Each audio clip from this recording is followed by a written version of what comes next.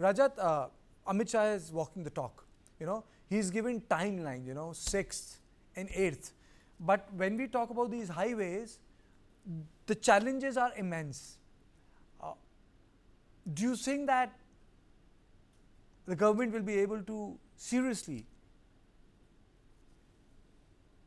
make it work by the deadline they have, which is 8th, Women's Day, Saturday? Well, why not, Kartikeji? We are not talking about Chinese territory that we have to enter in and plan out and everything. This is the might of the state versus certain anti-social infiltrators, or sorry, insurgent groups. There is just no comparison. When the might of the state is unleashed, anything is possible. What I'm worried is that we had to wait this long. Otherwise, I have been on those. I've seen the borders between the hill districts and the valley districts. They're just small pickets here and there. Five, six women from the civil societies are trying to man from both the communities and checking everybody, loosely checking their IDs and Aadhars just to establish what identity and ethnicity you are from. I mean, they can. I mean, if the state decides, this can be done immediately.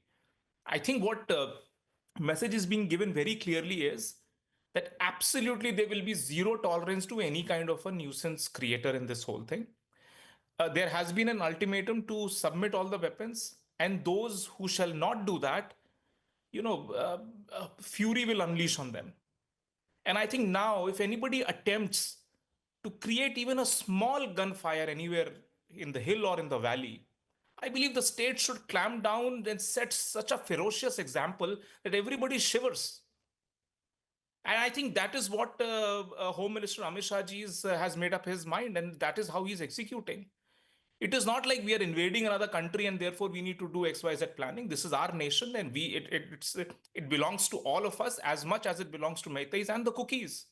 And therefore, we've waited all this while to give both the communities enough time to sort of grieve the ones that they have lost, to also come to terms that there would be changes, and the intent of the central government is clear as black and white.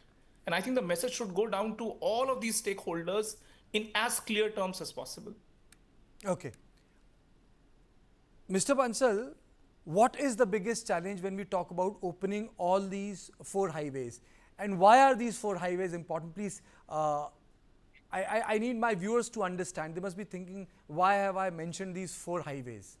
I'm not trying to make a story hyper-local, but strategically, why are these 4 highways important?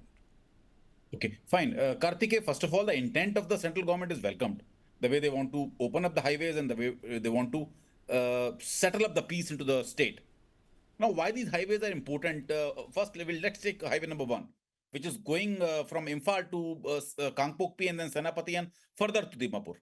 Now, this highway has been closed because at Kangpokpi, the Kuki people, civil societies have been blocking it, not allowing any Meitei to go out. So as a result, no person from Meitei committee is able to go out of Manipur via the land route.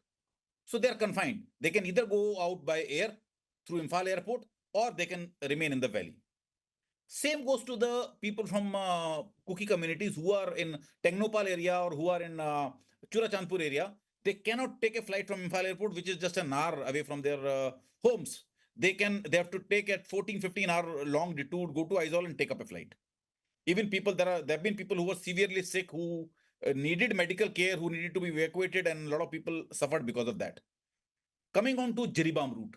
Now, Jiribam is a route which is opening up as a railway line to Imphal, and which is very, very much important for the prosperity of the state. Because the way we are talking about the Look East policy and Act East policy, and the way we are developing our road network and connectivity in Myanmar with Thailand, this Jiribam to Imphal and further to More, this is the entire connectivity road, and this is very, very much important for that. So these 4 roads are very much important, and they have to be opened up to bring peace to the state. Now the challenge is that, the biggest challenge, the first challenge is the armed groups. So armed groups, as we know that only the chunk of the weapons which have been surrendered are single barrel and double barrels. Heavy weapons, the medium machine guns, the heavy machine guns, the rocket launchers, the RPGs, none of them have been surrendered. So these are long range weapons. Home Minister wants to open up these highways and they plan to move the convoys under the protection of the security forces so that people can commute between the places. But what if somebody is launching an attack from a hill or a far place, or maybe from a height to these convoys, or maybe as and when they're moving into a territory? What about the ID threat? No one has any kind of perception for that. Now, the biggest again threat is, if you see the entire violence in, particularly in the valley area, nearly 100% of the violent activities were led by the women folk, the Mira Pipes. They led the people, like how the weapons were looted. 3,000, 4,000 Mira Pipes attacked the Manipur Rifles compound. Later on, they were followed by the armed people. They came and looted, while the Mira Pipes held up the security forces at large. Wherever you see this kind of pattern has been there. Even when the ration supplies of security forces, some rifles, were going toward Technopal, they were looted by the Mira Pipes. So, civil society, especially the women folk, government has to come out with a very, very strong strategy to control them. Now, the third thing is that ID threat, as I already brought out.